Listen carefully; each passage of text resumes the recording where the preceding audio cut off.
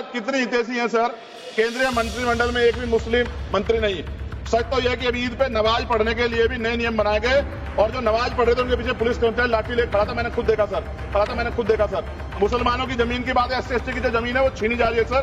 कानून से ऊपर उठकर मुसलमानों घरों पर बुलडोजर चला गया, सबने देखा। सुरक्षा की बात करते हैं, लिंचिंग की गई, मुसलमान मारे गए सर। कावड़ यात्रा में गरीबों के ठेलों पे सुप्रीम कोर्ट ने ऑर्डर किया कि नाम मत लिखवाओ, देश को मत तोड़ो। जब तक ना बदले जालिम हुकूमत का मिजाज, एहतजाज और ये तब तक रहा जब तक सर। मैं जेल में था सहारनपुर, 2 अप्रैल 2018 को आंदोलन हुआ, 13 नौजवानों ने शहीदगी दी सर। मैं उनको नमन करता हूं सर। और आज फिर 2 अप्रैल है, एक और शहीदगी की तैयारी लग रही। तो मैं उन क्रांतिकारियों को भी आज याद करता हूं जिन्होंने, मुस्लिम क्रांतिकारी जिन्होंने देश की आजादी में योगदान दिया। सर, अंदाजे जमाना कहता है कि मौजे हवा रुख बदलेंगी, अंगारों से गुलशन फूटेगा, शबनम से सरारे निकलेंगी। वक्फ संशोधन विधेयक 2024 संवैधानिक मूल्य एवं सांप्रदायिक सौहार्द के लिए गंभीर खतरा है। वक्फ संशोधन विधेयक 2024 संवैधानिक अधिकारों, विधिक सिद्धांतों और धार्मिक स्वतंत्रता पर गंभीर आघात है। विधेयक वक्फ प्रबंधन को कुशल और प्रभावी बनाने का दावा करता है, लेकिन इसके 44 संशोधन इन वादों को पूरा करने में असफल है। हमारा मानना है कि इस संशोधन से स्पष्टता, साक्ष्य और मूल कारण विश्लेषण का अभाव होगा। पूर्व संशोधनों का मूल्यांकन नहीं होगा, हितधारकों से परामर्श की पारदर्शिता नहीं होगी, मौलिक अधिकार का उल्लंघन होगा। Article 13, article 14, article 25, article 26, article 50, article 300 सर्वोच्च न्यायालय के निर्णय, स्थापित कानून और इस्लामी सिद्धांत और संविधान की भावना का उल्लंघन होगा। असत्य वादे बनाम वास्तविक प्रभाव, विधेयक सुधार और सशक्तिकरण का दावा करता है, लेकिन वास्तव में धार्मिक संपत्तियों के पुनः वर्गीकरण जब्ती का प्रावधान संशोधन 39A, ऐतिहासिक मस्जिदों, कब्रिस्तानों को सरकारी संपत्ति घोषित करना, जिससे सांप्रदायिक तनाव पैदा हो सकता है। जिलाधिकारियों को अत्यधिक अधिकार प्राप्त करना संशोधन 4B, जिलाधिकारी सर सरकार के होते हैं, वो सरकार के हिसाब से काम होते हैं। यहाँ जितने MP बैठे हैं विपक्ष के, इनसे पूछ के देखो कि इनके जिले में क्या हाल है। इनका जिलाधिकारी सुनता नहीं सुनता, MP बैठे हैं, पूछ के देखो विपक्ष का, आपको पता लग जाएगा। सर, धार्मिक विशेषज्ञता या समुदाय की सलाह के बिना निर्णयों से संपत्ति विवाद और विश्वास की कमी उत्पन्न होगी।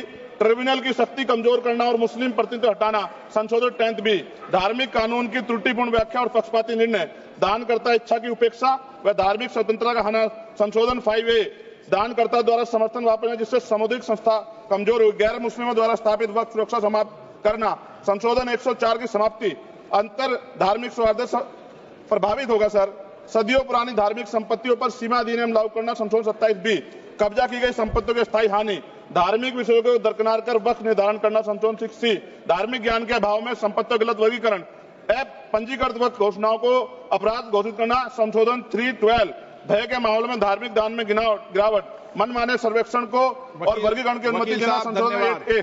धन्यवाद वकील साहब। सर, अभी पूरा दो जाने दो। सारी धाराएं पढ़ दोगे आप तो? सर, 2 मिनट में खत्म करूंगा और ये इंपॉर्टेंट है सर, मौका दीजिए सर। बिना जवाबदेही के बड़े पैमाने पर वक्फ संपत्तियों का पुनः वर्गीकरण, प्रशासनिक भ्रम और प्रभावशीलता को नुकसान पहुंचाना संशोधन 12D, कानूनी विवादों और कुप्रबंधन को वक्फ बोर्डों की विश्वसनीयता का नुकसान, अस्पष्ट आधारों पर राज्य द्वारा वक्फ बोर्ड को भंग करने का अधिकार संशोधन 3C, राज्य के व्यापक विरोध प्रदर्शन धार्मिक लक्ष्य का लक्ष्य, सार्वजनिक हित के नाम पर वक्फ प्रशासन पर पूर्ण नियंत्रण संशोधन 37C2, व्यापक स्तर पर शांति विरोध प्रदर्शन, कानून व्यवस्था की गंभीर स्थिति। सर, सरकार के उद्देश्य से नजर आता है मुस्लिम समुदाय के योगदानों पर नियंत्रण स्थापित करना, मुसलमानों को उनकी वक्फ संपत्ति वंचित करना, वक्फ स्थापित करने के अधिकार पर प्रतिबंध लगाना, वाकिफ और मुतवल्ली की इस्लामी परिवर्तन करना। इस विधेयक को वर्तमान रूप से स्वीकार करें और समावेशी परामर्श, कानून स्पष्टता, संवैधानिक धार्मिक सुरक्षा सुनिश्चित करें। सर, ये तो बिल पे था सर, क्योंकि आप कहते हैं बिल पे बोलना चाहिए 2 दिन नहीं, लेकिन सर मैं सुबह से सुन रहा हूं सर 2-3 चीजें बोलूंगा सर। जो विद्वान सरकार मुसलमानों की कितनी हितैषी है सर, कुछ कह रहे हैं?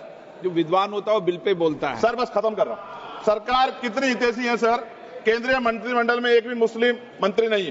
सच तो यह कि अभी ईद पे नमाज पढ़ने के लिए भी नए नियम बनाए गए और जो नमाज पढ़ रहे थे उनके पीछे पुलिस कर्मचारी लाठी लेकर खड़ा था। मैंने खुद देखा सर।